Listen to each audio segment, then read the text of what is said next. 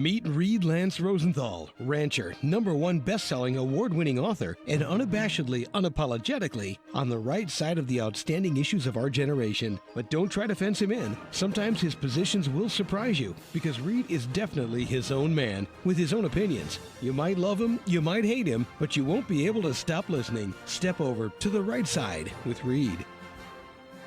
Howdy, listeners and viewers, coast to coast, the Gulf to Canada, and around the globe. This is Reed Lance Rosenthal on the Right Side Radio, and for you viewers, the Cowboys Take. Reed Lance Rosenthal, the Cowboys Take. Brighteon, Gab, Rumble, and if you must, YouTube.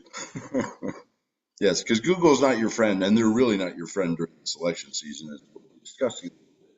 You'll have to excuse the lighting. I'm in the middle of book signings in Idaho, and the ranch is being wonderfully run by my lieutenants. In fact, maybe I ought to just vanish more often because more stuff seems to get done and get done better. Who knows? Yes, it's not a, shall we say, it's not a big ego booster to know that things function just perfectly when you're away. Oh well. Today, we're going to be talking about a pile of stuff, a hodgepodge of rat-a-tat-tat of many different flavors and natures, international to domestic politics. And of course, I'm going to have my next update on the Trump assassination. Some very interesting things coming out. Once again, like I said last week, what's not coming out is even more interesting. And it's intentional. Well, yes, it is. Some of these little tidbits I'm going to give you today are jaw droppers. They're just jaw drop. I mean, wow. That's all I can tell you. And we're also going to be talking a little bit about the economy. This wonderful economy and this robust job market, and et cetera, et cetera. Seems there were some revisions to some of the numbers. Well, we've been talking about this on the Right Side Radio. And the Cowboys Take for, I don't know how long, 2 years? That's right. Government lies to you. They've been lying to you all along, and they will continue to lie to you, as will the mainstream media, which is really their mouthpiece. I haven't figured out if the mainstream media is getting paid off. They're getting paid off by the government, by Big Pharma, by maybe Red China, because Red China, buys a lot of airtime through various company subsidiaries and subterfuges on the mainstream media channels. The Chinese are crafty. It's a way to get you the message without knowing it's the Chinese message. And the more discontent and uncertainty they can sow in the United States, the better for them and their grand plan. By the way, they are making progress on despite their economic ills at the current time. So let's start off, shall we, with the founder's quote. And this is Benjamin Franklin. I love it. Quote, "The ordaining of laws in favor of one part of the nation to the prejudice and oppression of another is certainly the most erroneous, mistaken policy. An equal dispensation of protection, rights, privileges, and advantages is what every part is entitled to and ought to enjoy." Unquote. You can put that quote, folks, in the context of, an equal application of the law, persecution of political enemies, shall we say, different treatment of folks who burned down Minneapolis, the Waltz VP pick of Kamala, who burned down Minneapolis with the nods of approval of the Democrats in power, or folks who burned down San Francisco, New York, it doesn't really matter, versus the J6 setup folks, many of whom, by the way, are about to get released because of the Supreme Court decisions of the last month or so, which is great, I might add. And then we're going to have our rant story. So the rant story is really a book signing story. I was wandering around, taking a little break from slapping ink on books, and apologizing to people for not having book 5 and 6 out, which will be out soon. And by the way, for you readers, if you are not subscribed to www.threadswestseries.com, please do so. There's very few emails, but they have the information. You can also reserve the books for free. Only publisher in the United States that allows you to do that. And if you do, you will have books 60 days before Jeff Bezos ever sees a truck. And they're coming out pretty damn quick. Finally. Yes, finally. Anyway, I digress. So I'm wandering around the fair, Idaho State Fair, and here's a vendor, very nice guy. Talked to him for 5 or 10 minutes, and I noticed that on his phone he had the DNC, which of course is going on right now, travesty that it is. He had the the DNC, all the speeches, etc., going live on his phone. And I said, because this is a vendor, right? This is a capitalist. I mean, these state fairs, these types of events, whether you're in Orange County or you're in Florida or you're in New York, it doesn't matter. These are the incubators of capitalism, right? Buy and sell, trade and barter. And I'm not sure I've met in 10 years 5 people at these events who are not conservative. But he had the DNC on. I said, so are you listening to that just to see what the enemy thinks? And he looked up at me with wide eyes and he goes, no, I hate Trump. I hate Trump. I'm not a progressive, though. I'm a liberal.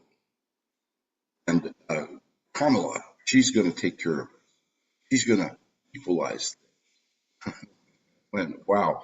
Yeah, she's going to equalize things with taxing your profits at these shows to give to her voters to pay for her votes. So he and I got in a discussion. It wasn't an argument. We're actually kind of having a good time. And I'll tell you, the stuff that he gave me was just, there were a couple times I couldn't even talk. I mean, just like right now. He told me that I'm not making this up, that Trump let more illegal aliens in than Biden did. I'm not making this up. That the illegal alien flow across the southern border has now dropped to virtually zero. Right. Oh, and that it was the Republicans' fault the border hadn't been fixed because the compromise bipartisan bill, which that moron from the Republican moron, Langford from Oklahoma, proudly put together with the Democrats, allowing 5,000 illegal aliens in a day. Oh, that was the cutoff, 5,000 a day. That's 1.5 million a year, folks. 5,000 times 365. And then there were exemptions and all sorts of other things. I mean, sometimes Republicans are their own worst enemies. And in fact, not sometimes, often. I'm going to talk about that a little bit in this show too, because Republicans just don't use their head. Just don't use their head. In any event, we continued the discussion. He was telling me how good the economy is, how much better the economy would be when Trump was out of the picture and Kamala was in charge, along with her buddy Waltz from Minnesota. I bring this story up. I'm not going to bore you with all the details of our discussion. It went on for about 25 minutes. But I was in awe of how this gentleman, who is intelligent, a merchant, a show, selling goods and wares at a profit, was completely brought into mainstream media and the Democratic talking. I mean, 100%. There was like no thought. In fact, I'll give you one more example. He said, well, Trump is going to be a dictator. I said, what are you talking about, man? And he said, well, he was on an interview and he said he was going to be a dictator on day one. I said, really? Why don't you find me that quote? And about a half an hour later, I went back. He had the quote. And here's Trump on 60 Minutes saying, the commentator asked him, are you going to be Democratic? Are you going to go after your opponents and blah, blah, blah? And Trump said, I'm only going to be a dictator on the first day because I'm going to sign a bunch of executive orders undoing the nonsense of the last 4 years. And then he went on to say what the executive orders would be, the border, et cetera, et cetera. I mean, you taking that one, like 4 words out of his 30-second response, which was detailed. It's just unbelievable that people go for this. And I'll tell you, it worries me. And many of you have written me and said, what do you think is going to happen with the election? To be honest with you, I don't know what's going to happen with the election. But I will tell you this. With the election fraud going on, the late response of Republicans to what happened in 2020, I mean, they're just kind of gearing up right now with lawsuits and stuff. And with the mainstream media parroting the Democratic talking points and people like this gentleman, who is not a dummy, I have concern. I really have concern. That's really up to us, folks. You know, you need to get the word out. One of the things I'm going to have during the show is a soundbite of Kamala Harris, and her buddy, Waltz from Minneapolis, her VP. And you can listen to them in their own words. I don't need to sit here and recite to you what they think and what they do and what they are, etc. That's nonsense. This needs to be a policy-driven election. I think that's one of the mistakes Republicans are making, but we'll get into that in a minute. I'm going to have about 10 minutes in this show of she and her VP, who might be worse than she is, if that's possible, their own words. You can listen to it yourself, and you can figure out where these people are at, which is not communism, just slightly 1 degree to the right of communism. And I'm going to be playing this. We're going to have it up on the website, on the rightsideradio.com. You'll be able to listen to it again. Let me emphasize that Google and all the big tech left-wing la-di-das are censoring the hell out of you. Check your spam. You'll see what I mean. They're censoring the hell out of shows like this. They're censoring the hell out of posts and using algorithms to reduce exposure when you do a search, if you are unfortunate enough to be using Google and not DuckDuckGo or Brave.com. So it's up to us to get the word out, because otherwise the word's not going to get out. They're going to make sure they're going to suppress it, right? Which, by the way, happens to line up with one of Waltz's theories, which is free speech is not so good. You can listen to it in his own words. So take these clips, take these shows, not just mine, but any that appeal to you, that are well backed, that are founded in fact, because it does no good to do what they do and just send out a bunch of BS that can be disproven. I mean, if you're going to be credible, you have to have facts. And take those clips and send them out to every friend you have and ask them to relay it to every friend they have, and those friends of friends to relay to every friend they have. And that is how we will get the word out, because that circumvents the algorithms, the censorship, and the suppression. Very important, very important. Let's talk about a little bit about Trump. Oh, and is there a moral to this story? The moral to this story is, how about this? The election is in doubt. Don't you be counting your chickens before they come home to roost, because between election fraud, the mainstream media psyops and brainwashing, the Democratic, like, we didn't say that when the video says they said it, this election is very much in doubt. It's very much in doubt. And I don't need to tell you what happens if Kamala and her buddy get elected. Anyway, so let's talk about, let's start off with what's come to light on the Trump assassination conspiracy. And this is rather amazing. So, former Secret Service Director Julia Pearson, who, by the way, was appointed by Obama in 2014, was interviewed by USA Today, and she said unequivocally that maintaining a sniper security perimeter is part of the agency's responsibility. for safeguarding protectees like Trump from harm. And she said, listen to this, agents typically consider 1,000 yards to be the minimum safe distance for sniper attacks. Remember that crook and the second shooter. And by the way, there's now evidence of a second shooter. I don't have it nailed down yet, so I'm not bringing it. I'm not going to bring something that I don't have nailed down or that I'm not reasonably confident is a fact. But there is evidence, shall we say, increasing. And I've brought you several of the tidbits in the past shows. If you haven't listened to them, please do. But she said that agents typically consider 1,000 yards to be the minimum safe distance for snipers. Remember that the Crooks kid, Patsy, the Lee Harvey Oswald of John F. Kennedy brush-off plan, was about 140 yards away on an unguarded roof. Outside, think about this, the security perimeter that the Secret Service had set. Well, how interesting is that? Then we have a Secret Service agent. You can't make this stuff up, right? This is on another Trump appearance. I believe it was Pennsylvania. It was one of the Midwest states. So you have a Social Security. Yes, Social Security.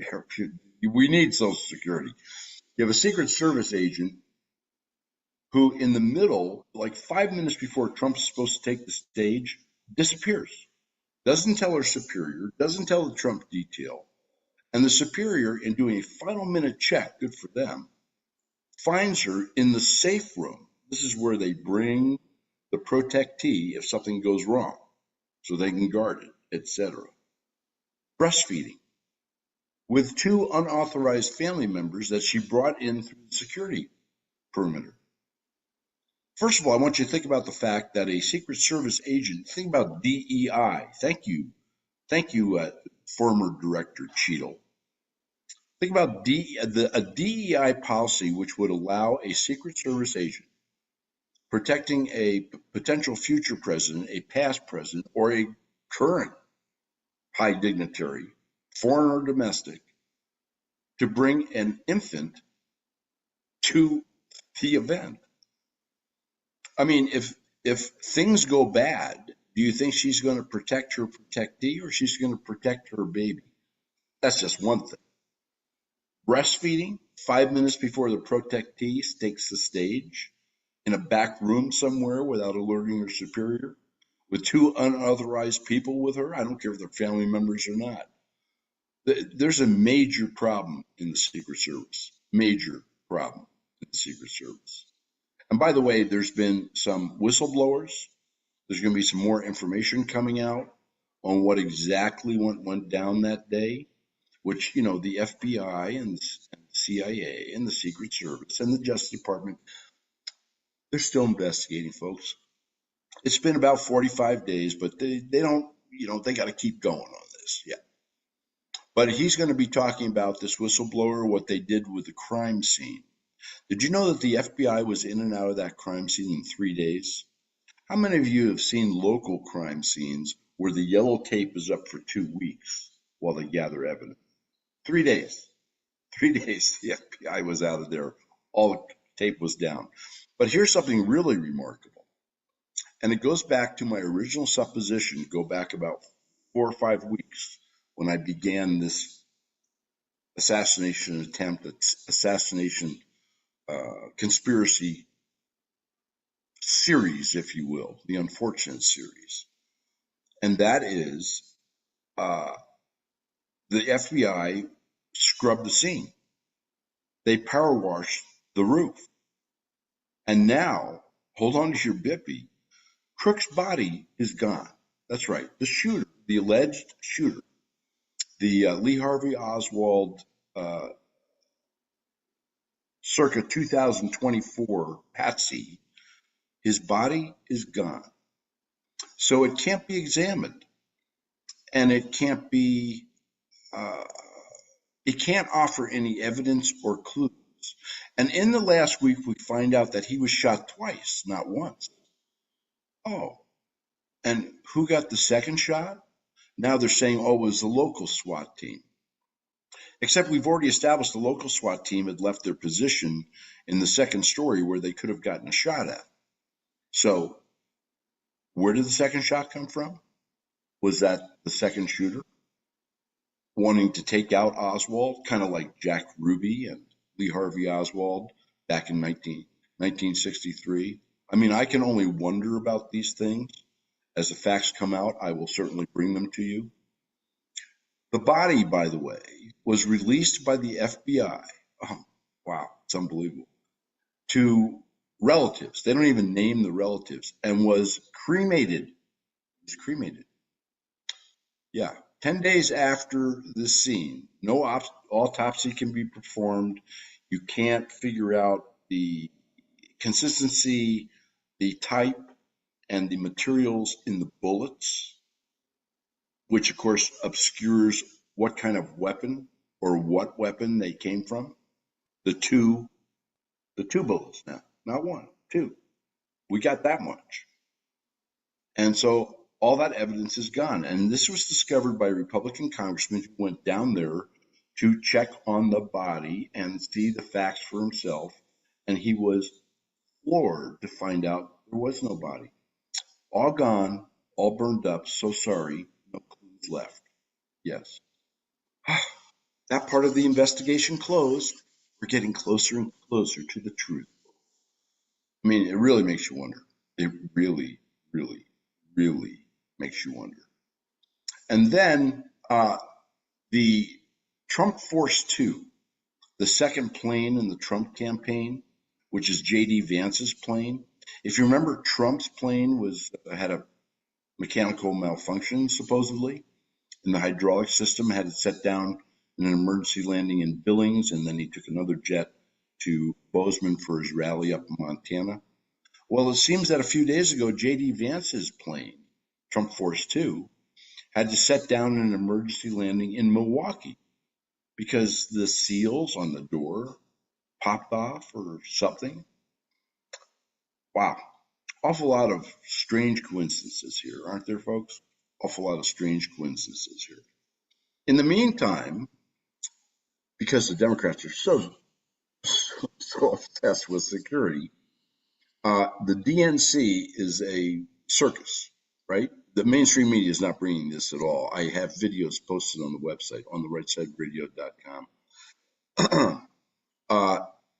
There is so much BS going on between Palestinian protesters and abortion folks and, crazies from hither, yither, and yon, and the free vasectomy clinic and the free abortion clinics. I'm not kidding you, right outside the DNC doors, that they had to put up a third layer of protective fencing, which I might add seems to go against their theory that the wall on the southern border wouldn't work.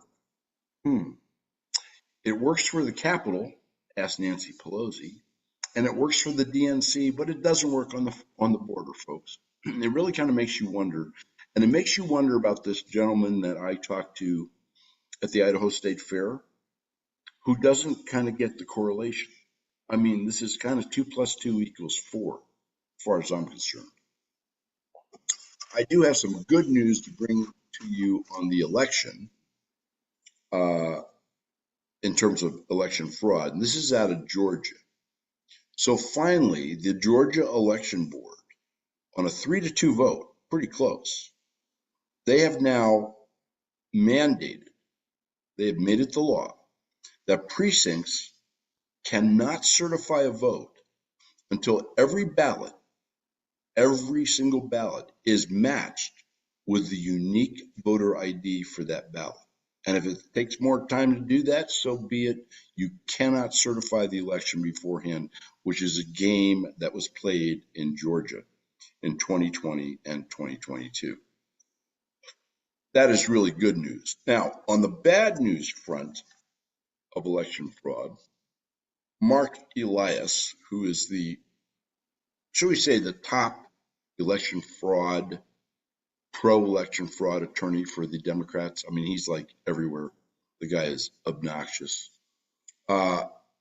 He's decided that he has put all the county clerks and poll workers around the country on notice that he's going to sue them if they don't quickly certify an election. Oh, just the opposite of what the Georgia election for. Interesting. But he's going to sue them if they delay certification. So on one hand, they want you to keep the election open to get the more absentee ballots and the drop box ballots and Sally, had a toothache, so she didn't get hers in until the day after. They want it kept open for that. But once all those ballots, which I don't know, might have something to do with how many votes they need. Remember, this is not voters, this is ballots. Once those ballots are in, he wants them certified that minute. If you delay, then you are interfering with the election, and Mark Elias and the Democrats are going to sue you. Even if you're in Iowa or you're in Arizona or you're where, it doesn't matter where. It kind of makes you think, doesn't it? Kind of makes you wonder. Well, we're not wondering, we know, but it kind of makes you think on exactly what is going on. On the economic front, Lord & Taylor's, I'm sure some of you ladies who listen to me have shopped at Lord & Taylor's, maybe some of you guys too. Did you know Lord & Taylor's, in this great economy, best in the world, best ever, has closed all its stores? That's right, Lord & Taylor's is no more, folks. And there's a number of other stores, like Big Lots, closing all their stores. Doesn't sound like a great economy to me, but what do I know? I'm just a hayseed from Montana and Wyoming. All right, so 1 million jobs, actually, to make it exact, 818,000 jobs. The Bureau of Labor Statistics finally ran into a wall that would no longer allow their subterfuge, their obfuscation, and their outright friggin' fabrication of the jobs numbers. And they have now revised the numbers as of just a day or two ago, from March of 2023 to April of 2024 by 818,000 jobs. I want you to think about that. 818,000 jobs they said were created over that 12-month period that were not. And they just took them out of the new job stuff, which kind of skews all the numbers that the Democrats and the mainstream media have been throwing our way, doesn't it? But it also corroborates exactly what your erstwhile host here, along with others in media, have been telling you. The government lies, but the math does not. That's right. Reality has now met psyops, and reality is won, at least temporarily. The Chinese CCP, you'll love this, right? This goes back to woke, DEI, ESG, whatever is going on in the federal government. Oh, I might add on the jobs. Let me go back to that for a moment. 60%, roughly, give or take a few percentage points, of those jobs which were created in that 13-month, 12-month period went to illegal aliens, not to Americans. Just to give you a warm fuzzy, okay? Yeah. All right, so the Chinese CCP, they put 160 scientists, all tied into the People's Liberation Army, into various universities in the United States, particularly over the last 5 to 8 years, 5 to 12 years, and particularly under Obama's reign and Joe Biden, who got checks from the CCP and Hunter. And these scientists, military scientists, got grants. That's right, U.S. taxpayer-funded grants. And they studied and came up with all sorts of great stuff. The problem is they're now back in China. And one of these guys, I believe his name is Fa. In any event, one of these guys is like a specialist in chip manufacturing. And as you know, the battle for AI dominance and chips, which is all about Taiwan, is raging between China and the U.S. and may eventually decide, along with other things, who is the dominant power on the planet for many decades to come. Well, this gentleman who was trained in an American university using your taxpayer dollars and mine is now back and has made a number of huge breakthroughs with stuff he learned here in the United States using our money on chip manufacturing, which has given the Chinese a leg up on our manufacturing. You know, that we're spending billions and billions, billions of dollars to try and redevelop since we shipped it out under primarily Bill Clinton and unfortunately George Bush. Gag me. Okay, Harris. Um, Once again, you can listen to this in her own words, folks, but just some highlights. She wants to give a $25,000 subsidy to new home buyers. That's right. Your tax money, you bought your home, you scraped together the money for the down payment, but now your tax money is going to go to a $25,000 subsidy for a new home buyer. Terrific. She wants to do a $6,000 tax credit for a child. Okay. And she wants to stop price gouging, and she's going to do that with a time-proven failed policy. It has never worked in the history of mankind, and it's been tried primarily, by the way, in communist and socialist countries, of price controls. The government will dictate the price of everything. You can't raise it this, you can't raise it that. Well, what this does is create shortages. But I want to bring your attention to this for another reason. And the other reason I want to bring your attention to this is if the government can regulate prices on anything and call it for the common good and to, help the middle class and all the nonsense, the guises, the cloaks they're throwing out, as they are good at doing, have had a lot of practice. They can regulate the price of things they don't want you to buy or don't want you to have. Weapons, she wants to confiscate weapons and pay you for them, kind of like Australia did. Ammo, food, fuel, for vehicles to drive around and travel. I can go down the list, but I'm bringing this up because if any of you are inclined to think that these price controls are going to stop what the Democrats mislabel as corporate gouging. I mean, they're after the grocery stores now. I'm going to have some more on that next week because this is a play to control food. This is not a play to control how much grocery stores make, because grocery stores' profit margins, folks, are somewhere between 3/4 and 2%. I mean, they are like virtually nothing. So this is nonsense. But of course, the useful idiots, like the gentleman I talked to at the State Fair, don't have a clue. And, what scares me is they don't want to have a clue. Price controls is a very dangerous Trojan horse. That's what I'm trying to tell you. Don't be misled, don't be guiled, and make sure you talk to others, including if you have any friends or acquaintances or discussion buddies, people on the left, because they don't think. The left is not good at connecting A to B and coming up with C. They're just not. So help them out a little bit. On the international front, okay, so the Biden administration is busy scurrying around the Mideast. Tony Blinken, corrupt secretary, an incompetent Secretary of State that he is, trying to patch together some type of truce. Hamas, Hezbollah, Iran, Israel, et cetera, et cetera.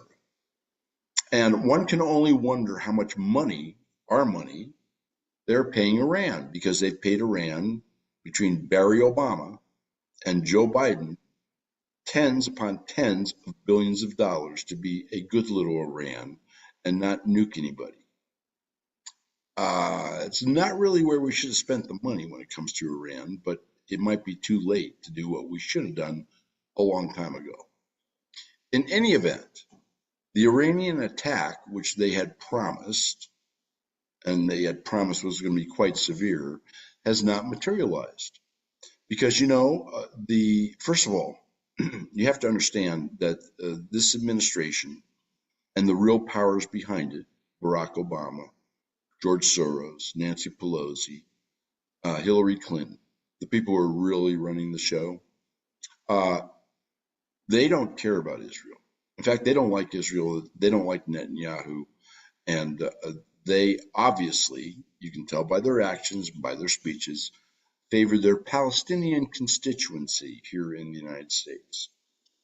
So one can only wonder how much money is being thrown at Iran of ours to keep them quiet. So there's no, bumps in the road, an international war road, until at least they get back into power. And then, Katie bar the door. Yeah. Same thing's kind of going on in Ukraine. The Ukrainians have made a huge incursion into Russia, somewhere between 1,000 and 1,500 square kilometers, which is a pretty good chunk of territory. And who knows who's lying to us there? Russia, Ukraine, the United States, NATO. Probably everybody is lying in some way, shape, or form.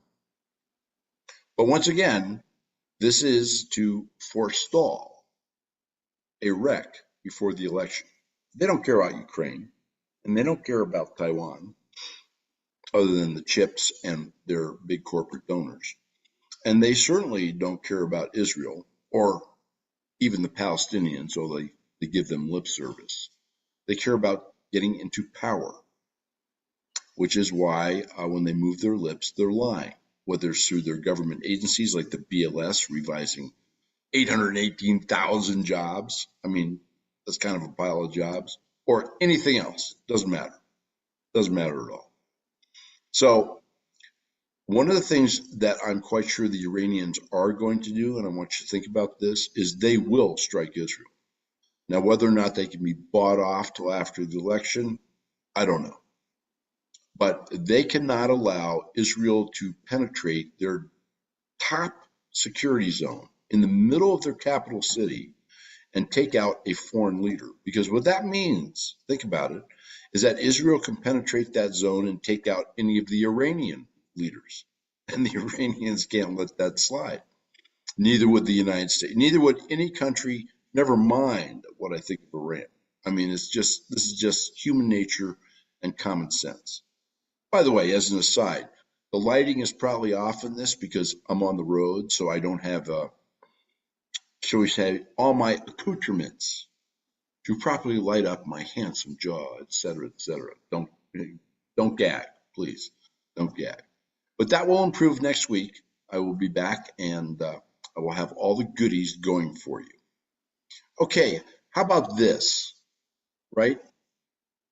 You talk about a corrupt judiciary. So this is the Fourth Circuit Court of Appeals. And there was a case called Bruin.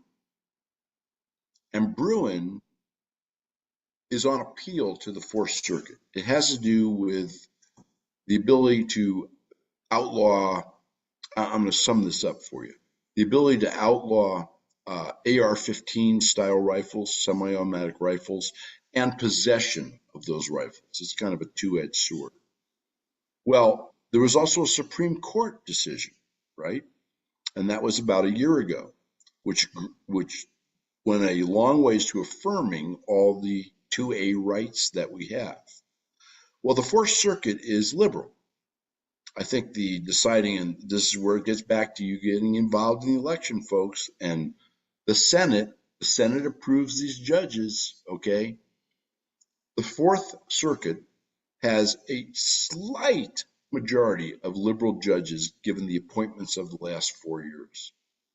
And it seems that there was a panel of 3 judges that voted 2-1 for the plaintiff and against the government and in favor of Second Amendment rights. And it seems that the dissenting judge, one of the liberals, then delayed the publication of that decision by more than a year, and recently got the entire court to sit en banc, which is ENBANC, and that is the full court hears it.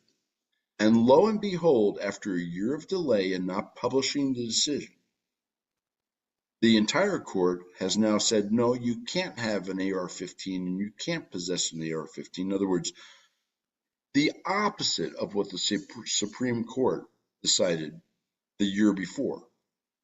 Law is based on precedent. I think we all know that, and I've given you the history of the Supreme Court. It's a three-part series. Listen to it on the Right Side Radio. It's fascinating, all the decisions that have come down since way back in the Maybury versus Madison days, back in at the formation of the country, 1790s. Anyway, there's now a second case that went to the Fourth Circuit, and that case is called the Bryce case. And that was voted on 3-0 against the 2A. In other words, the Fourth Circuit has played games with the publication of decisions and with the delay in the publication of decisions to try and undermine what the Supreme Court has ruled when it comes to the Second Amendment rights. And now you have the Bianchi case. And this comes out of Maryland and Virginia, right? Maryland and Virginia put in an assault weapon ban. And there's a footnote. You can read this decision for yourself. There's a footnote 2 on page 87 of this 180-page decision, which was delayed a year. They delayed 2 cases and the original rulings of the panel by a year to get a liberal justice on board so that they would have a slight majority, so that they could undermine Second Amendment rights and send it back to the trial court, who was against Second Amendment rights to begin with. This is not the equal application of law. Think back to our founders' quote. This is treating one side unequally from another side. And that is anti-constitutional, as is anything anti-2A, as is anything that seeks to circumvent, as this Fourth Circuit is clearly trying to do, the edicts of the Supreme Court, to whom the circuit answers. Anyway, it's whatever. Last little thing for you. So I've been talking to you about the WHO and the pandemic treaty and warning you, you better be watching those Senate races, treaties and judges. It's a big deal. And the WHO is trying to get their pandemic treaty in and basically be able to tell every government in the world, this is what you're going to do, and you're going to wear masks, and you're going to take jabs, and you're going to do whatever they want you to do. And the WHO is not in the least concerned with your health. They are concerned with their power, and they're very concerned, and they're very close and buddy-buddy with promoting the wishes and the aspirations of the CCP, the Red Chinese. That is a story for another day. But they have now declared monkeypox to be a national, I'm sorry, excuse me, I'm understating, a world health emergency, folks. Now, if you remember back to the history of monkeypox, it was primarily transmitted between consenting adults of the same sex. I'll be nice in how I term this. Well, now it appears, and scientists have done some research on this, on the monkeypox virus. It now appears monkeypox, who would have thought, has been undergoing gain of function. That's right, it kind of has characteristics like COVID, which prove that COVID originated from gain of function, how the various parts of the COVID bug cleave to a cell, etc., which does not occur in the natural order. Well, guess what? Monkeypox now has achieved that exalted level of human tampering along with COVID. And the WHO now says, it no longer takes sexual contact between the same sex of consulting adults. Now we think it's airborne. That was also a little part of the gain of function exercise on COVID. Now, this might all be coincidence, of course, because all the governments of the world and WHO, the first thing they think about when they get up is your health. I mean, they want nothing better than you be healthy and live a really, really, really long life because there's plenty of room on the planet for you to breathe air, eat food, etc., etc. So I'm just bringing this up because I have a feeling monkeypox is somehow in our future. What do you think? As is perhaps avian flu. Anyway, they got some surprises they're mixing up for us because, it's kind of like the JFK dust off book for the Trump assassination conspiracy. This is going to be the dust off book for the COVID nonsense we suffered through and then learned was literally 99% fraudulent years later. Well, why don't we say some of us learned, some of us knew to begin with. If you listen to On the Right Side Radio, you knew to begin with. This is Reed Lance Rosenthal on the Right Side Radio reporting to you from the road. And I'll be back at the ranch very soon. And we'll get all this kind of under control so I'm not the traveling yapper. In the meantime, keep the wind at your back. Have a great week, and I'll speak to you when the week passes. Please remember, if you've missed any shows, just click on Show Archive and you'll find all of his shows. We look forward to seeing you here again next week for another episode of Reed Lance Rosenthal on the Right Side.